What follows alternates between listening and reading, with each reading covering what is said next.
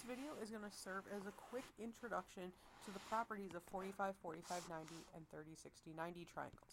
So we're going to discover what the relationship is for each of them. So the first one we're going to start with is the 45, 45, 90 triangle.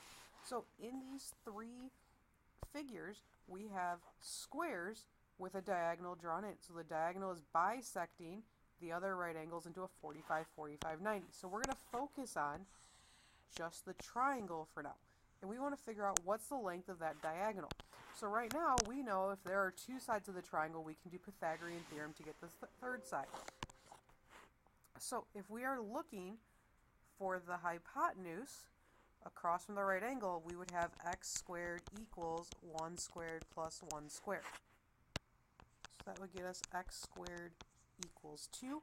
So I can take the square root of both sides, so x equals root 2. Now I'm going to put a 1 in front of here because I know I have no coefficient, but that'll be important later. So we have 1 root 2. In the next triangle, when I go to look for the hypotenuse, I would have x squared equals 2 squared plus 2 squared. So we get x squared equals 8. When I take the square root, I get x equals the square root of 8, which simplifies to 2 root 2. In our third triangle, we have two sides that are 3, and we're looking for the hypotenuse again. So we have x squared equals 3 squared plus 3 squared. X squared equals 18. Take the square root, we get x equals the square root of 18, which is equal to 3 root 2. So if we look at these three figures, we notice that there's a pattern. They have two legs that are the same length, and the hypotenuse is the length of the leg with a root 2 added to the end of it. So our relationship in a 45, 45, 90 triangle is that we're going to have two congruent legs, which we can call length of L, and our hypotenuse is going to have a length of L root 2. Now let's switch and look at a different type of triangle. Let's look at the 30, 60, 90 triangles. Let's switch gears now and look at what happens when we have an equilateral triangle with an altitude drawn in. So when we have the altitude drawn in, it creates that right angle and splits the 60-degree angle at the top into 30.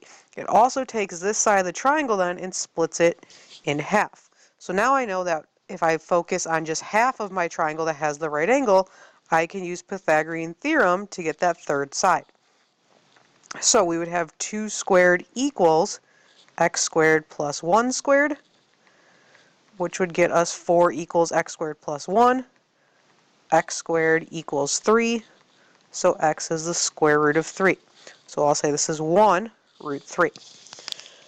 In the next triangle, we have sides that are 6, 6, and 6. So again, it's split that base into 3 and 3. So if I focus on my triangle, I have 6 squared equals x squared plus 3 squared. 36 equals x squared plus 9. We can subtract 9 from both sides. 27 equals x squared. X equals the square root of 27, which simplifies to 3 root 3. In the last triangle, we have sides that are 12, 12, and 12. So we can split that base of 12 into 6 and 6. So we would have 12 squared equals x squared plus 6 squared. 144 equals x squared plus 36. Subtract 36 from both sides, we get 108. So x is the square root of 108, which simplifies to 6 root 3. So in this type of triangle, there's three different angle measurements. There's a 30, 60, 90. So there's going to be three different side lengths. So we have our hypotenuse, which is going to be the longest side. Half of that is going to be the side across from the 30-degree angle. And across from the 60, we take that smallest side and multiply by a root 3.